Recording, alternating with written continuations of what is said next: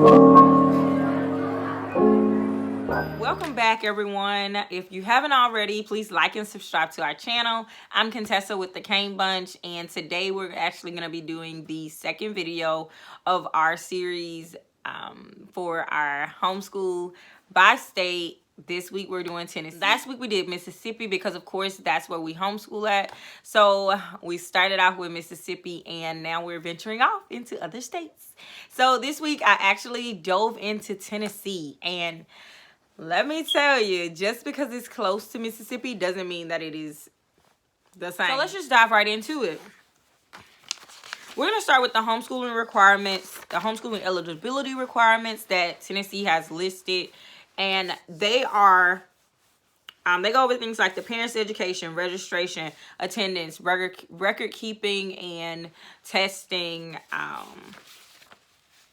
test sanctions, entering and re-entering the public school setting, as well as the high school diploma or certificate of attendance. So I have linked some links in the description box that are, of course, resourceful for this topic. The intent to homeschool form is linked below. The list of homeschooling coordinators for Tennessee is listed below, as well as a few other things, frequently asked questions that I found to be interesting and important resources for Tennessee parents that are seeking to homeschool. So let's just dive right into these homeschooling requirements for if you are an independent homeschool family. So, of course, Tennessee does require that the parent at least have either a high school diploma or a GED for grade levels K through 12. The parent, or whether this is someone else that's actually going to be administering the instruction time for your child, that specific person has to have a high school diploma or a GED. The next part is the registration. So, of course, this is for K through 12 as well. You have to, of course, register with the local school system prior to each school year. I didn't find a specific date like Mississippi has September 15th for when you have to submit the certificate of enrollment form to your school attendance officer. So I didn't find that for Tennessee. Unfortunately, that would be one thing that you as the parent would have to reach out to the coordinator for your district to ask them. Homeschool intent has to be submitted to that school district. You can, of course, get that information from them. For Tennessee attendance requirement, they do require that you homeschool for 4 hours a day for at least 180 days.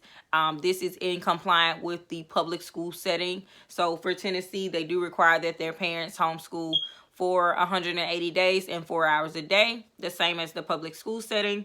They also require that in grades 5th grade and 7th grade that you do the standardized test that the public school system offers to the public school students, as well as homeschool families in the Tennessee area for your local school district. So if you're testing in your district where your child would have attended public school, it's free. However, as the parent, you do have the option to seek out professional testing services at your own expense. And that's for grades K through 12. However, for 5th grade and 7th grade, as well as 9th grade, they do require that you have that you do take those standardized tests the same as the public school students.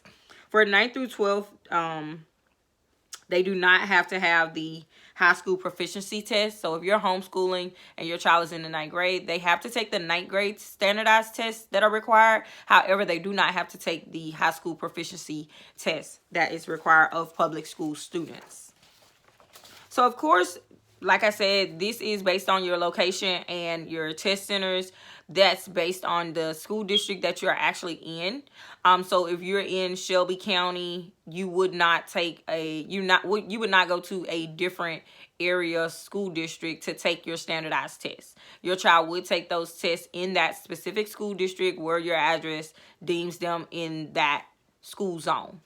Test sanctions. So, of course, if your child is testing 1 or 2 years below their grade level for 2 consecutive years, the superintendent of your school district can sanction that your child has to be placed back into public school. This is unfortunate for some families that possibly their child was already behind when they pulled them out of public school, which is probably a reason why they pulled them out of public school, to homeschool them and get them caught up. But if your child tests below their grade level for 2 consecutive years, the superintendent can step in and say that, hey, your child needs to be placed back in public school so to receive further education. This is the only people that are exempt from this testing sanction is students with learning disabilities. So that's really good that they do still give you that option for if your child has a learning disability, your child, and you're homeschooling your child still can receive IEP services in the school district that they are that they reside in. So that's really good. The other thing, of course, with entering and re-entering into the public school setting in Tennessee is that they have to take placement tests, as same as Mississippi. This is something that I think is going to be across the board for every state, that if you pull your child out of public school and decide that you want to re-enter them into public school or into private school, that school has the right to give your child a placement test to see where they are. This doesn't have to be viewed as a bad thing.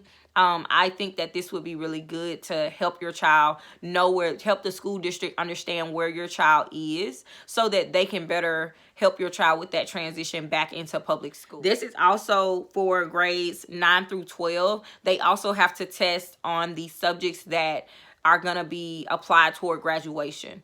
So for their maths, their English, their social studies, they will have to test out of those classes that are that they should have. So if your child comes in 11th grade and they should have had 3 or 4, 2 or 3 Englishes by this point, they will test out of those first 2 Englishes that they should have had up to this point, and they will take, of course, the ones that they have to remain. And of course, the high school diploma or certificate of attendance. This is non-provided for a parent, and the parent creates this for grades K through 8. They don't have anything listed for grades grades 9 through 12 for this requirement. So for independent homeschoolers. So the other option, like I said in the beginning, there are 3 options that you have for homeschooling in Tennessee. Number 1, of course, we've already discussed it and discussed the different requirements for it, which is the independent homeschooling. The second one is a church-related umbrella school. I have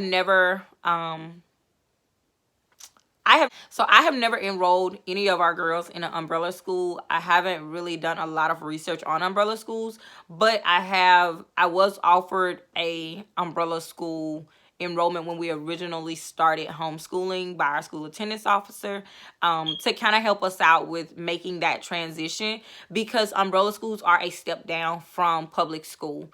They're not so much as private school, because some are set up like private schools, but others are set up similar to homeschool, kind of a collaboration of homeschools and co-ops.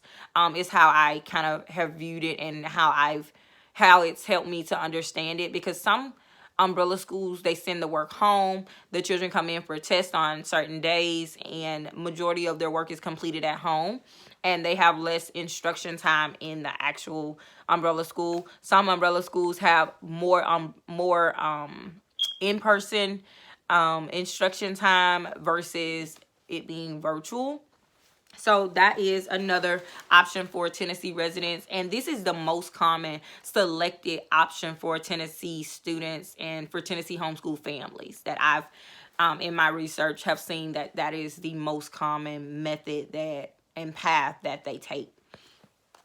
So of course, these parents who choose this option will be required to provide evidence to the public school district that their child is enrolled in a church-related umbrella school. And they will also have to, they don't have to submit an intent to homeschool form for students that are in church-related schools, because the church-related schools actually, they determine the graduation requirements, they determine record keeping and testing requirements for all of their students that are enrolled in umbrella schools. So the third option is also is the accredited online school, and there is a list of accreditation agencies that Tennessee honors, and I will link that in the description box. I will actually post those the accredited list of accredited agencies in the description box. I won't go through them because I get tongue-tied every time I try to read them out. So I think it would be best that I just put them in the description box for anyone that is interested. They can actually go through the description box links and see the accredited list of places that actually accredited schools actually does the accreditation process. And if your accredited online school is not accredited by one of these agencies, Tennessee is not going to honor your child's education that they receive through that school.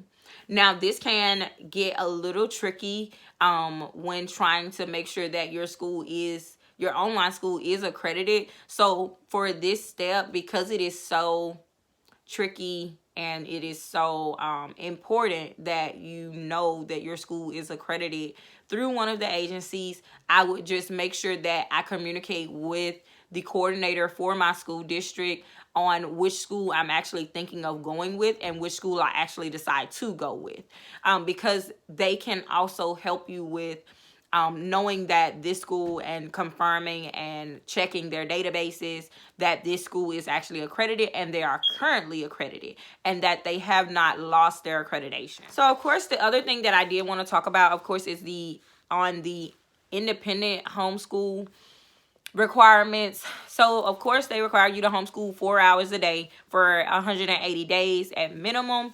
They also require that you submit annual notices to your local director for your school, director of schools prior to each school year, and that the parent / teacher's intent to conduct a homeschool.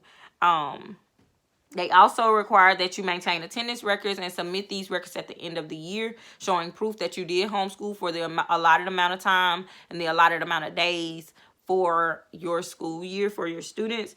And you also have to submit proof of vaccinations for all of your students. Any receipts of any health services or any excuses or things of that nature, you have to keep record of those, and that's where the portfolio, of course, would come in handy. As far as graduation requirements, what I found is that for homeschooling, for independent homeschooling students, their requirements are primarily set forth by the parent. When they're in an umbrella school or in an online accredited school, they take care of those graduation requirements because, of course, they are a next step down from a public school setting. So in public school, you don't have to worry about, of course, setting graduation requirements and, making sure that your schedule fits them, because most of the time your counselor is going to be the one that's doing that and making sure that every student is meeting their graduation requirements. And if they're not going to meet them, letting them know what they can do to meet those graduation requirements in time for graduation.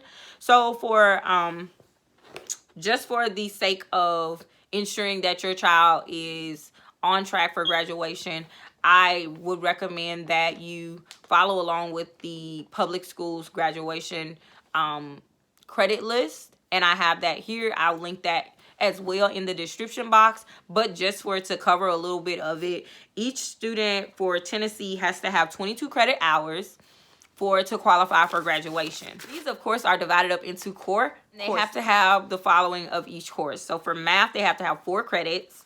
English is 4 credits. Science is 3 credits. Social studies is 3 credits. Physical education and wellness is 1.5 credits. Physical finance is half of a credit. Foreign language is 2 credits. And these are all the credits that they need to have in order to graduate from public school. And a lot of parents, most times that I've communicated with, have mimicked that public school setting amount of courses, so that they can ensure that when their student gets ready to go to off to college, if that's a path for them, that they have the same amount of courses and they don't have to take additional maths, language arts, foreign languages. Once they make it to college, they come in with the same amount as a public school graduate would come in with. So thank you so much for watching with us today. That is going to be the end of our video. And like I said, if you have not already, please like and subscribe to our channel. Come along this journey with us. Next up, we are going to possibly have Alabama, Arkansas, or Louisiana. I have not made my final decision yet. It's probably going to be the one with the most requirements that I'm going to do next. So after I get done, I'm going to kind of coordinate and research all of them at the same time so that I can kind of pick and choose who's going to be next. I'm really excited for Alabama and Louisiana. And once we get done with those, we're going to kind of branch out. So if you have a state in mind that you would like to hear more about how to get started homeschooling and their homeschool requirements, leave it in the comments, like this video, and I'll see you guys next time. Bye.